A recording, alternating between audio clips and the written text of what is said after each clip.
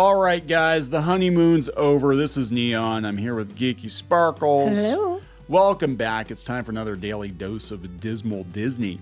And it looks like Bob Iger is not doing a lot to calm the anxiety of investors. Now, they had their meeting a couple days ago. The earnings call was very bland. The stock did go up. It came back down a little bit, though, I think. But there's a whole lot of nothing.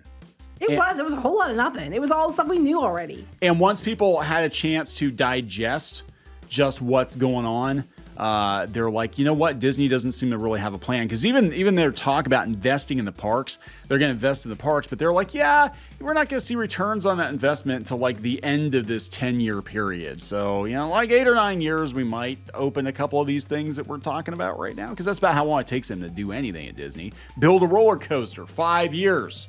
Open a new land, 8 years. Yeah, pretty much.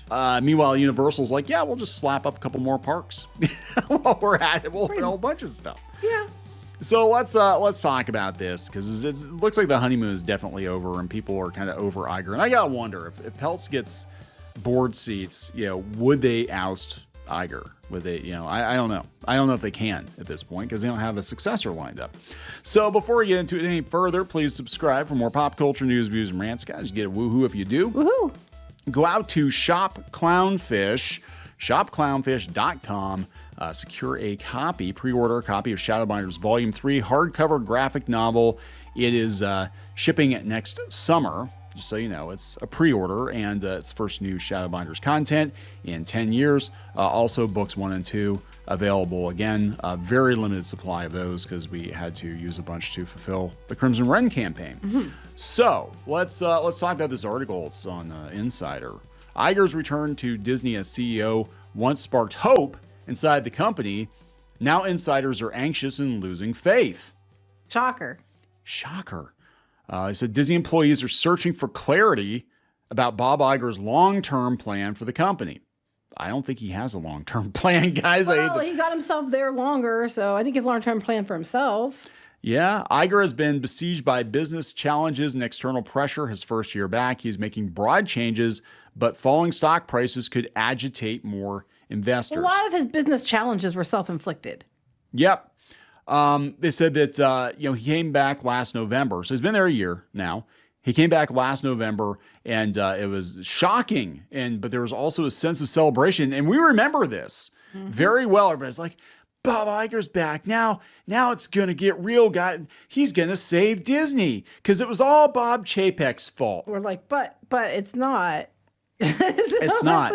Chapek made structural decisions and cultural gaffes that went over poorly inside. Well, apparently the thing about the Scarlett Johansson, Iger wasn't going to say anything either, and they wanted him to, so he was kind of involved in that as well. But you don't hear about that. Yeah. Yep. And the other cultural gaffe they're talking about is the Florida bill. It turns out that the ex-chairman of the board, Susan Arnold, was the one who was kind of behind that, backpedal, and because she personally, had an interest in it. Yeah. And now she's gone. Well, they talked about that. All the people that are gone, they said that he's no longer enjoying the goodwill he once commanded on Wall Street.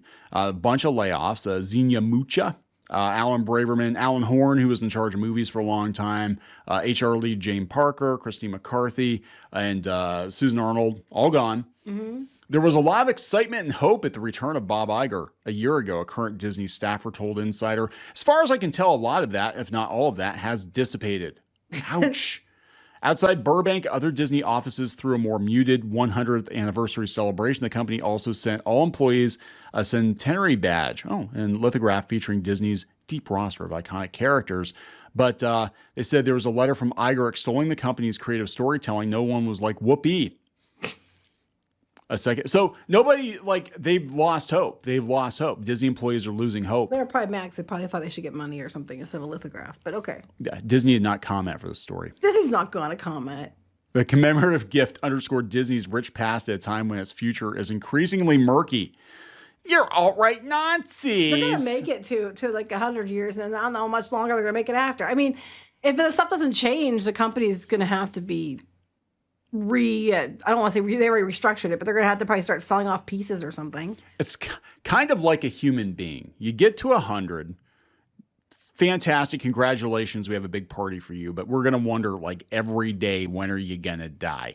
And yeah, but instead of selling off pieces, you're buying pieces because you got to keep going to the hospital. Yeah, but they're going to try to sell fixed. them off. Yeah. Inside the company, opinions are mixed about Iger 2.0. He restored authority to creative execs upon his return, undoing Chapek's unpopular reorganization that put streaming first. But they're still doing the same thing. That Iger put them on that path to put streaming first. Everything was about streaming. He's the one that set that all up. Yeah, I know. Yeah, they said it's positive there, but they said other insiders described an atmosphere of lingering fear and organizational confusion.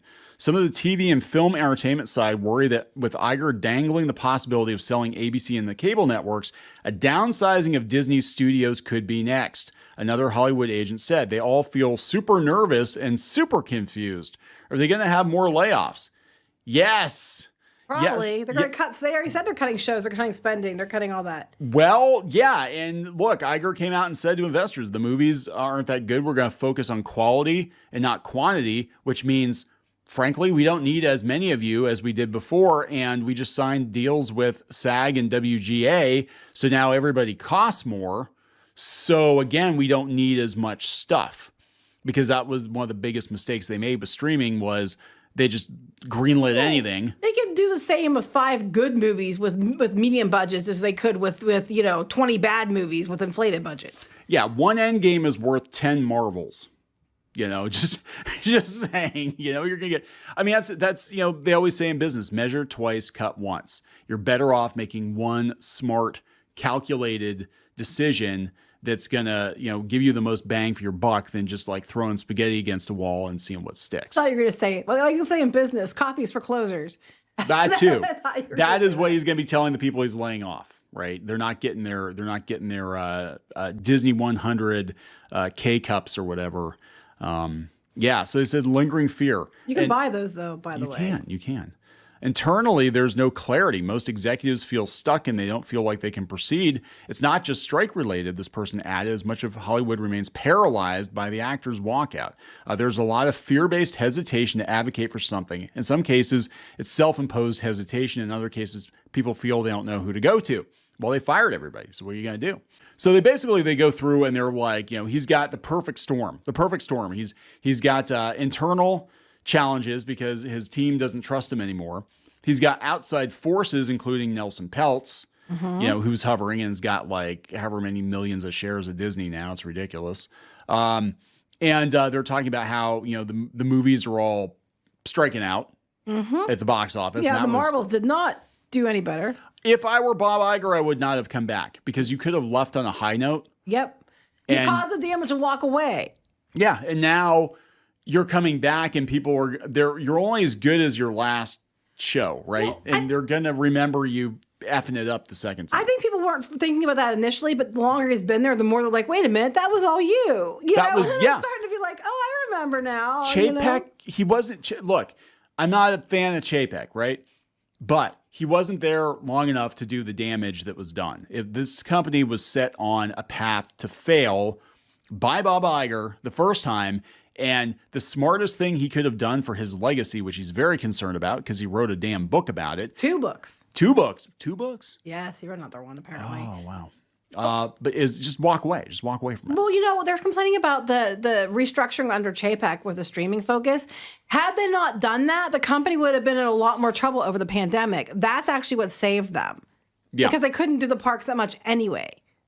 And now they have to redo it again since it's after the pandemic, yes. But what's kind of saved their ass was that. Yeah. And so, but they took out a bunch of loans too. Well, they did that because the pandemic, but the restructuring, the reason they restructured it was actually direct to consumer was their focus. Yeah. And they did that because it was leading into the pandemic and the time of pandemic. That's why they did it. Had they not done that, they would have been really screwed. Oh, yeah. So, they all forget that. And I'm not giving Chapek a pass because I think he's a Chapek idiot for a reason. But I'm just saying, like, they all want to say that now, but it's like, when you look at it in context, it was actually kind of a reason they held on longer. So this is pretty interesting. They talk about Ike Perlmutter, who is friends with Nelson Peltz. And Ike Perlmutter was in charge of Marvel. And they fired Ike. They got rid of Ike. Well, Ike is a very out conservative. The guy's like besties with Donald Trump, right? Perlmutter has told people he wants to break up Disney as much as he can and gain control of some of their IP. And people underestimate Ike at their peril, said a source familiar with Perlmutter's conversations. I don't want Perlmutter to have control of some of the IP. No, he's not. I mean, this is a guy who was so vindictive about the Fox deal that he basically got rid of the mutants from the comics and tried to replace them with the Inhumans, and that didn't go over Well, very then well. he's the one to the show, and because he was so cheap, the budget sucked and the show failed. Yeah, Medusa's power literally is that her hair is like tentacles, and they shaved her head so she didn't have to spend the money. Yeah, I mean, I don't think I'd put him in charge of IP, but that's just me. Disney's largely liberal stance on hot-button social issues could bring out other activist investors with political and financial motivations, like Paul Singer. I don't think these are necessarily the case. I think that maybe, like in Perlmutter's case, it was vengefulness. But I think that, like a lot of investors, the company's going down the shithole, and people are like trying to stop it. Like they want to save their investment, they want to save the company. I don't necessarily think it's because of political reasons. Yeah, they said that. There are people that want to take down the woke company or whatever. That's what the excuse they're going to use. If that is an excuse. You can't, I don't think that's really what's going on, though. Perlmutter maybe, but... Perlmutter maybe. And he would do it just to be a dick because, well, they fired him. I mean, the guy, he was in charge of Marvel and he had tons of shares in Disney. No, I get that. I relate to that. I understand it. I'd be like, I would absolutely do it. You would. Oh, I absolutely would do it. I can hold a grudge. I would spend 10 or 15 years calculating my next move. And then you take Iger's shower away and shower right in front of him. Oh, God, no. No. And watch him cry. Watch him cry. Rub your butt on it. Oh, my God. Yeah, but they said that he's overwhelmed and exhausted. And he's also 70-some years old, so I'm sure he is. I don't understand. Why did you go back? Dude, frankly, you're too damn old. Disney's at a low point right now. And you left on a high note, and you're coming back, and you're old, and you're tired. You just freaking walk away. Maybe he had to because he spent all his money on Funko and Funko Pops and other things that stupid stuff like that. He did. He invested a bunch of money in and Funko and crypto and and all that NFTs and stuff, and he had to come back. I don't know. He doesn't want to bag groceries at Walmart or anything, right? Do you have an information or tip about Disney you want to share? Yeah, they're full of shit. Full of shit. Been saying it. Don't have to email. You can just watch our videos. Everything we've been saying, y'all are pointing out now. But yeah, I'm not going to go down this rabbit hole too much. But yeah, a lot of people switching to Universal now for a lot of reasons. They're getting tired of Disney as a company. It is cheaper for their annual passes. The theme parks. And you can make payments. Like if you're a Florida resident, you can make payments on those. Oh yeah. But I mean, once Nintendo comes, once Epic Universe comes, like Disney, I don't think they can play catch up at this point in the theme parks. Not anytime soon. They're not even like, oh look, we got a new projection show. Oh boy, nobody everybody cares. New walk around character. Oh boy. Oh, boy. New meet and greet. New meet and greet. Don't care. Yeah. So anyway, I think we're gonna wrap this one up, right? Mm-hmm. Please subscribe for more pop culture news, views, and rants, guys. We'll talk later. Bye.